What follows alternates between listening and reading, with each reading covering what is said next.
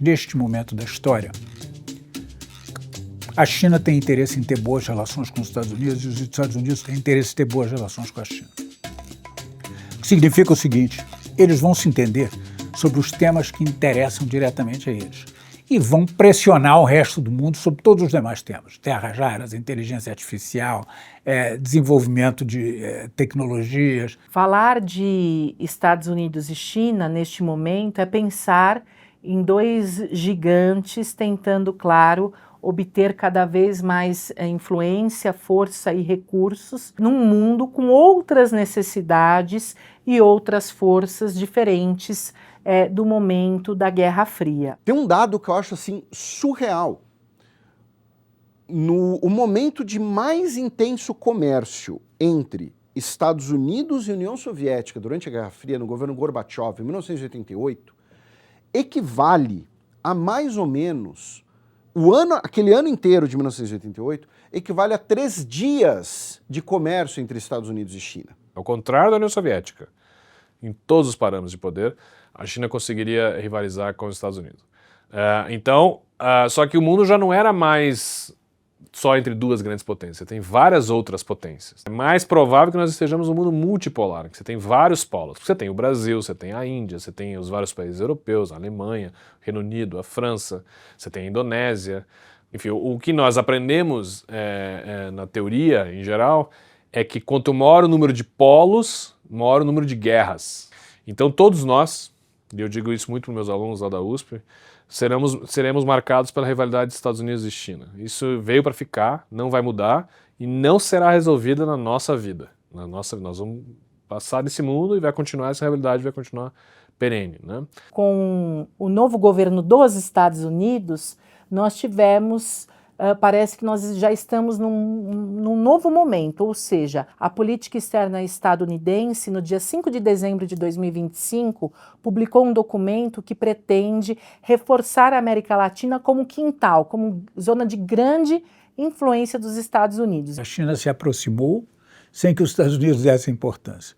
Os Estados Unidos passaram a perceber que a presença da China era grande e agora essa presença, nesse contexto, a América Latina se torna particularmente importante em função das terras raras e em função do futuro de novas tecnologias estrategicamente essenciais como a inteligência artificial. E quando você lê a estratégia americana, a estratégia de segurança americana para a América Latina, ela é muito clara ao dizer o seguinte: nós temos competidores na região, nós fizemos um erro estratégico de deixar que esses competidores avançassem durante tantos anos, e agora nós temos que recuperar esse espaço e nos aproximarmos da região. Essa recuperação vai vir desde tentativa de ofertas de investimentos, mas também pelo uso da força, ou pelo uso da ameaça da força, ou medidas coercitivas como sanções. Nesse último documento sobre estratégico, ele dizia o seguinte: nós vamos criar uma relação mais estreita com os países que têm uma ideologia semelhante à nossa e vamos... com isso, fazer com que eles nos escolham ao invés de escolher os nossos competidores. O que a América Latina, a América do Sul vai ter a oferecer, né, nessa briga? Muitas coisas. Primeiro, um enorme mercado consumidor, pensando no mundo capitalista e numa relação comercial. Segundo, insumos e produtos primários que, sem eles, a indústria dos Estados Unidos e a indústria da China teria sérios reveses, e no caso da China nós ainda temos o componente da segurança alimentar. Terceiro, e aí dentro dessa questão dos recursos naturais, a gente tem que destacar, né, nessa altura do século XXI, as chamadas terras raras ou minerais estratégicos, para os superímãs, para os produtos eletrônicos. O que é curioso é que a China, de fato, tem uma identificação maior com países que estão mais próximos ideologicamente dela, mas não escreve isso. O curioso é que os americanos acabam escrevendo, né?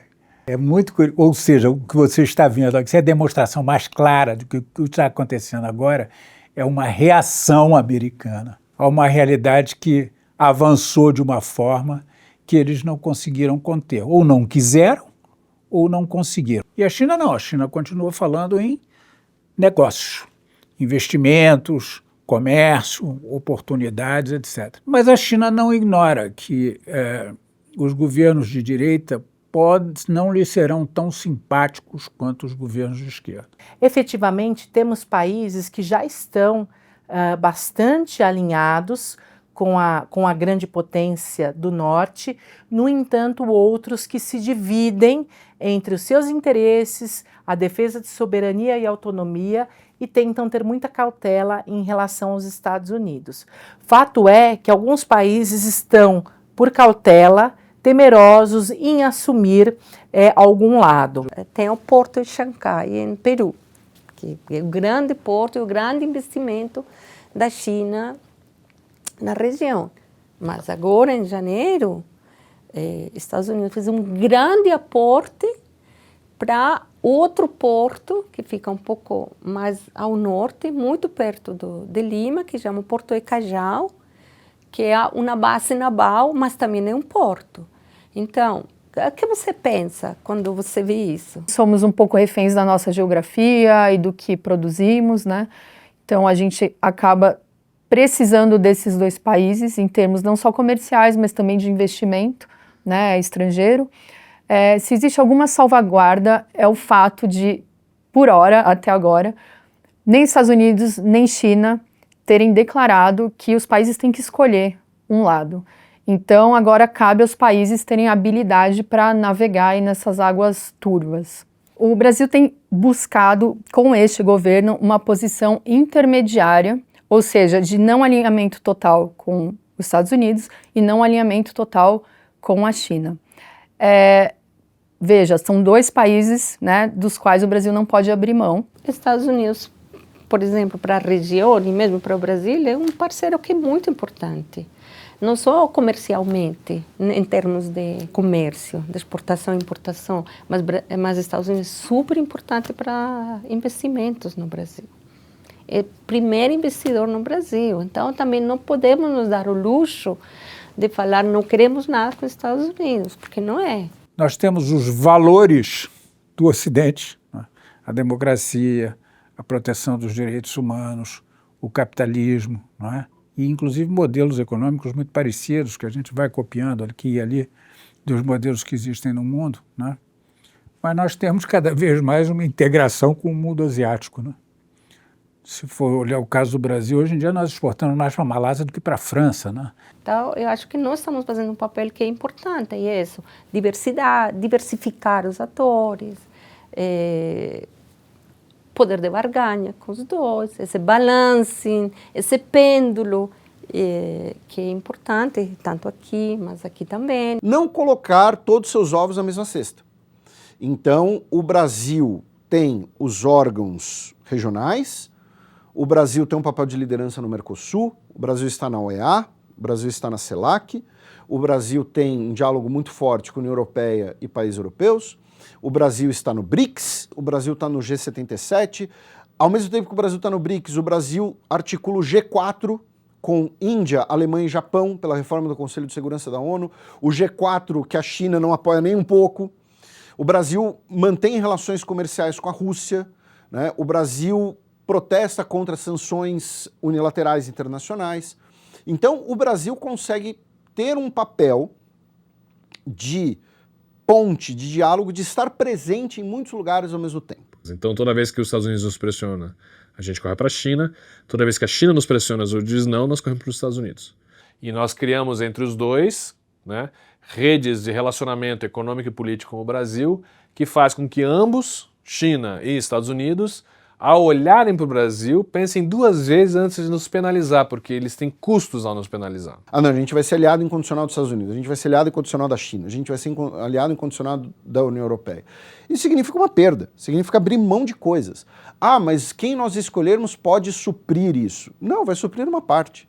Tá? Quem escolhe um aliado incondicional na história costuma se ferrar. Porque lembre-se, assim, não existe a ideia de uma potência, de uma superpotência boazinha na história. Isso não existiu.